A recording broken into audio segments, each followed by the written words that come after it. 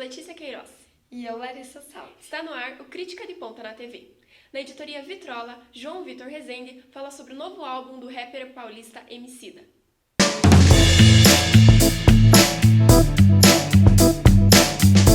Sobre crianças, quadris, pesadelos e lições de casa é o segundo álbum do rapper Emicida. Nele, o paulista trata sobre preconceito, histórias de vida e também amor. Temas já abordados no antecessor, o glorioso retorno de quem sempre esteve aqui. Lançado em agosto, o CD tem 14 músicas e foi produzido pelo selo independente Laboratório Fantasma em parceria com a Sony. A música Mãe já abre os trabalhos com o pé na porta. A música conta com a participação de Dona Jacira, mãe do músico que também já tinha participado em Crisântemo, do último disco. A música Mãe já abre os trabalhos do disco com o pé na porta. Dona Jacira, mãe do músico, que também já havia participado em Crisântemo, do último disco, participa nessa música. A música é uma homenagem de Emicida para a mulher que, segundo ele, suportou todo o peso do mundo em suas costas. Em 8, segundo a faixa do disco, Emicida fala com seus ouvintes e diz para eles ficarem atentos e se informarem. Nela, menciona o episódio do massacre do dia 29 de abril, ocorrido durante a última greve dos professores do Paraná. Casa, a terceira faixa do disco, assim como Passarinhos e Madagascar, são as músicas que prometem vender o disco. Com refrões que pegam fácil, são músicas leves para serem ouvidas. Baiana, parceria com Caetano Veloso, fala de uma mulher encantadora que faz qualquer homem perder os sentidos. Já a Chapa fala sobre saudade, de alguém que desapareceu e não deu notícias para a família e para seus amigos. Amora, Saudade e Trabalhadores do Brasil são poemas curtos que intercalam as faixas. Mufete, Boa Esperança e Mandume dão um tom de CD. O rapper traz aí nessas músicas seu caráter contestador, falando sobre racismo e as dificuldades que os negros têm sofrido na história. Ao fim, Salve Black faz uma congregação à raça. Todo o som é influenciado pelo samba e mistura guitarras rítmicas com percussão. Emicida mostra ser um cara que escuta a música brasileira e faz uma homenagem a ela. A própria é quem agradece. O CD está disponível pelo site da gravadora Laboratório Fantasma, no iTunes e nas livrarias a partir de R$ 19,90.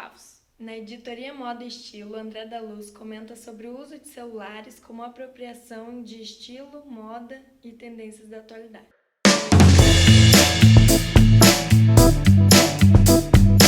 Uma tendência está no ar. Às vezes muda a cor, às vezes muda o acessório. Mas o que está em voga ultimamente é o uso do celular.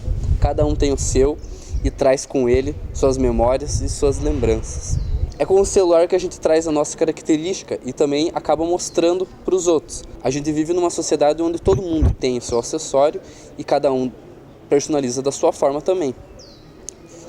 Nesse sentido, a gente vê que muitas empresas, por exemplo, dessa área, elas produzem seus aparelhos e fazem já suas propagandas pensando em vender um acessório justamente que seja visível aos outros. Cada vez eles estão mais maiores, mais práticos e mais atraentes. As próprias propagandas já mostram as pessoas com estilo, como se esse acessório trouxesse uma performance dentro da sociedade. Então, além de você ter todos os benefícios tecnológicos que o aparelho traz, você também acaba trazendo um estilo próprio seu. O uso das capinhas, por exemplo, os papéis de parede, ou seja, ele virou uma forma de você se caracterizar e mostrar sua personalidade, não só mais pelo corte de cabelo ou pela roupa. O problema que se cria, de certa forma, é uma dependência desses aparelhos. Porque, como a gente sabe na história, vou dar um exemplo, os telefones. Antes eles eram acessórios de casa, de decoração, ou seja, a tecnologia ela já sempre foi, de certa forma, um acessório para moda, para estilo. Tanto que cada marca e cada empresa traz a sua personalidade de estilo. Mas no caso do celular, por ser móvel, por sempre estar com a gente, ele também acaba mostrando um pouco da nossa personalidade. Até a forma que a gente cuida dele, seja por estar quebrado, ou ter uma capinha, ou estar limpo, ou estar jogado. Tudo mostra um pouco de nós. Você nessa jogada, qual estilo você pertence?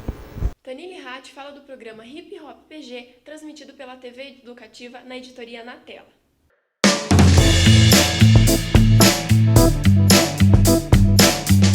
O programa Hip Hop PG, transmitido pela TV Educativa, é apresentado pelo MC Gag, com clipes, apresentações e informações sobre o hip hop no Brasil. O apresentador Gag usa gírias comuns da cultura hip hop. Sem um roteiro muito estruturado, o programa segue com comentários e apresentações dos clipes. A maioria dos clipes não são de produções locais. As produções que são de Ponta Grossa acabam sendo do próprio Greg, que além de MC também é produtor. Apesar do nome, as produções não são locais. As poucas produções de Ponta Grossa acabam sendo do MC Greg justamente por ele também ser produtor na cidade. As entrevistas seguem o mesmo formato, sempre com cantores da cidade falando sobre sua vida, a carreira e futuros projetos, também aproveitando para fazer a divulgação daquilo que já está produzindo. Apesar da simplicidade dos equipamentos, o programa atinge as expectativas de quem assiste, justamente por dar visibilidade àqueles que dificilmente conseguiriam espaço na televisão. Decepciona apenas ao trazer Ponta Grossa em seu nome e poucas produções locais.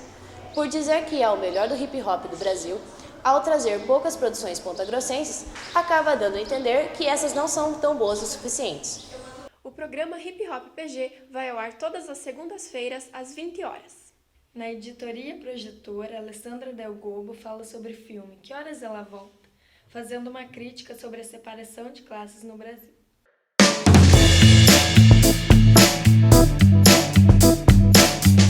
Que Horas Ela Volta disputa indicação ao Oscar na categoria de melhor filme estrangeiro.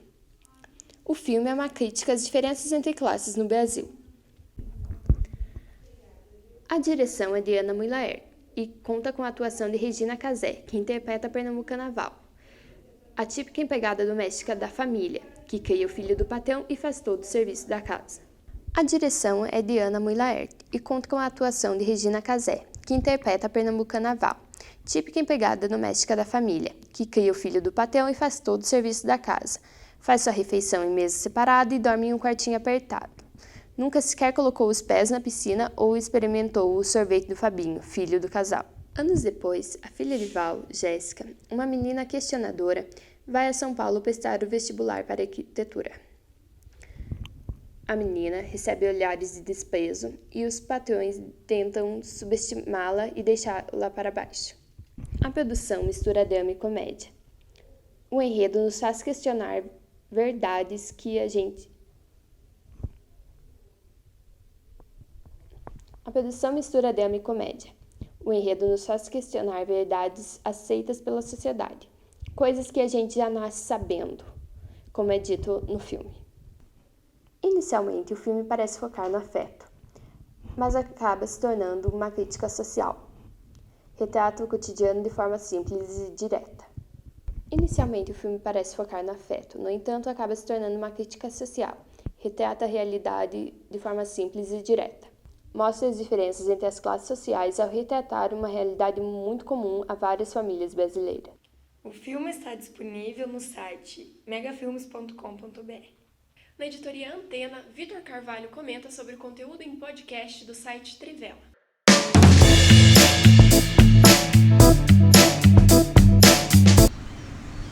O site Trivela é referência no que se trata de futebol.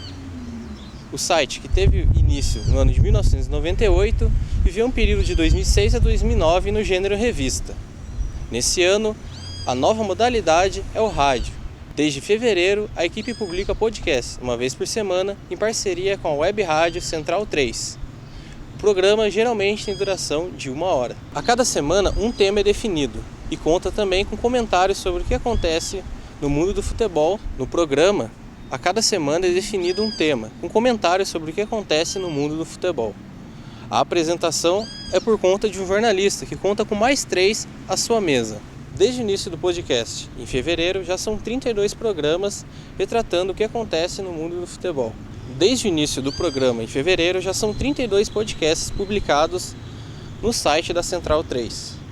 A Trivela também conta com a participação dos seus setoristas e das pessoas responsáveis pela publicação no site. É interessante notar que a vinheta de abertura do programa é da banda The Clash, ou seja, reúne futebol e música de uma mesma origem na Inglaterra. A equipe do Trivela também consegue postar diariamente no seu site textos e matérias retratando o futebol. A diferença no rádio, no entanto, é que consegue reunir uma maior interação com o seu público e insere o jornalista em um novo meio. Confira o conteúdo do site acessando trivela.ol.com.br. Na editoria Entre Linhas, Kimberly Safrade faz uma crítica sobre o site Cultura Plural.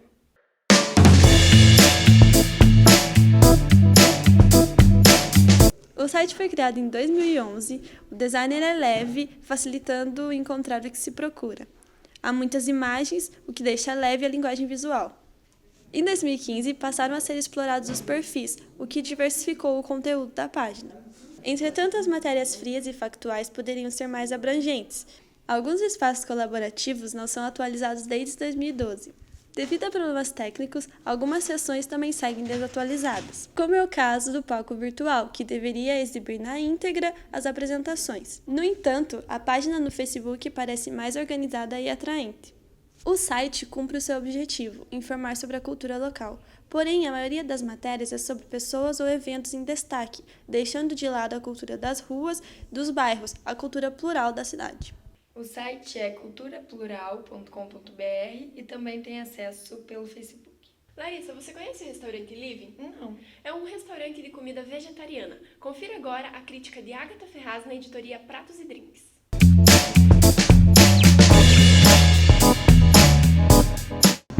O Living é um dos 2 únicos restaurantes vegetarianos em Ponta Grossa.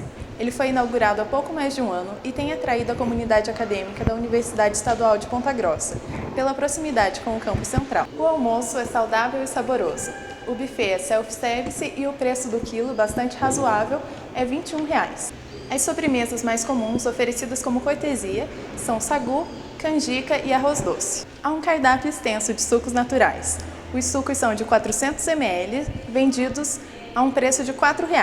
O conteúdo pode ser dividido em 2 copos de 200 ml para servir 2 pessoas. A quantidade de mesas tem sido insuficiente ao meio-dia, horário de maior movimento. Os clientes acabam tendo que aguardar ou compartilhar a mesa. Com sorte, é possível ter uma boa companhia no almoço. O restaurante fica na Avenida Bonifácio Vilela, número 610, no piso superior. O atendimento é de segunda a sábado, das 11 horas às 14 horas. O buffet vegetariano por quilo sai a R$ 21 com sobremesa de cortesia e os sucos naturais são vendidos a R$ 4. Na editoria Outros Giros, Laura Alexandre relata sobre os mais de 100 anos da Casa da Memória.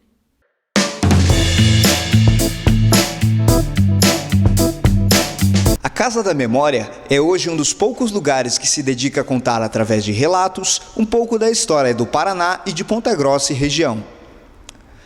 O prédio que cedia hoje a Casa da Memória foi construído no intuito de servir a primeira estação de passageiros dos Campos Gerais, construída em 2 de março de 1894. A Casa da Memória conta hoje com um acervo bem vasto, com aproximadamente 850 livros, 50 monografias, 4.500 fotos catalogadas e aproximadamente 1.000 fotos não catalogadas.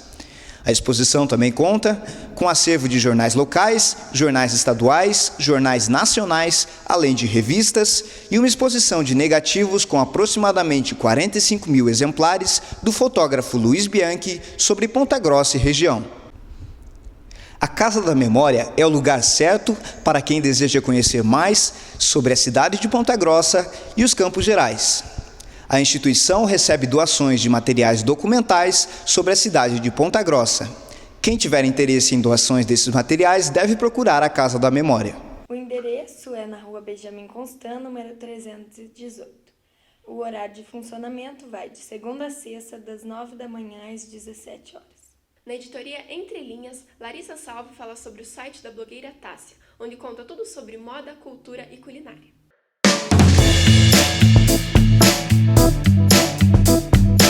O blog da Tássia é um site de moda. Ele também pode ser acompanhado via Instagram, Facebook e YouTube. Publicitária por formação, Tássia Naves também esteve nesse meio desde muito cedo, quando suas avós eram costureiras. Em seu blog, Tássia mostra as tendências de moda por todo o mundo, evidenciando marcas e lugares onde adquirir tais produtos. Ela também possui uma loja virtual para os leitores que não podem ir até os locais de venda. Nas suas viagens, geralmente faz fotos e vídeos evidenciando cada ponto visitado, lugares referenciais, culinária local e a cultura do país, sempre compartilhando valores e o que é de real importância para ser visitado. Para quem curte esse universo, o blog é um grande aliado, um local onde se conhece muito sem nem sair de casa. Você pode acessar o site através de blogdatassia.com.br.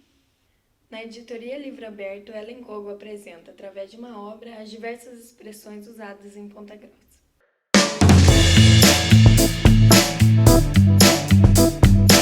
Currabudo, a linguagem coloquial em Ponta Grossa, é o título do livro do professor Leandro Bous. A obra foca aspectos peculiares do modo de falar do pontagrossense. A abordagem é dinâmica, leve e curiosa. Os capítulos trazem diálogos e gírias que mostram a formação cultural do pontagrossense. Mas o que é o jacurrabudo? Esse é o termo usado por uma pessoa que gosta de implicar com tudo que está à sua volta.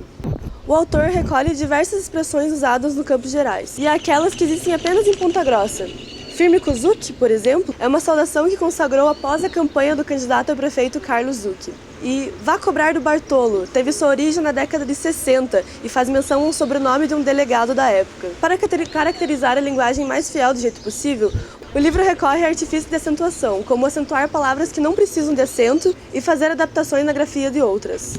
Palavras como passar, ganhar, mulher e da onde deixam a escrita mais próxima da pronúncia. O autor do livro, na verdade, é holandês. Leandro Bous é familiarizado com os termos coloquiais de Ponta Grossa porque sua família chegou ao Brasil quando ele tinha 4 anos. Ele formou-se em letras na UEPG, onde acabou se aposentando como professor. Ele fez mestrado na UFSC e doutorado na USP. O livro está disponível pelo site da editora todapalavraeditora.com.br e está custando R$30. Na editoria Em Cena, Maiara fala sobre o Teatro Velório da Universidade Aberta da Terceira Idade.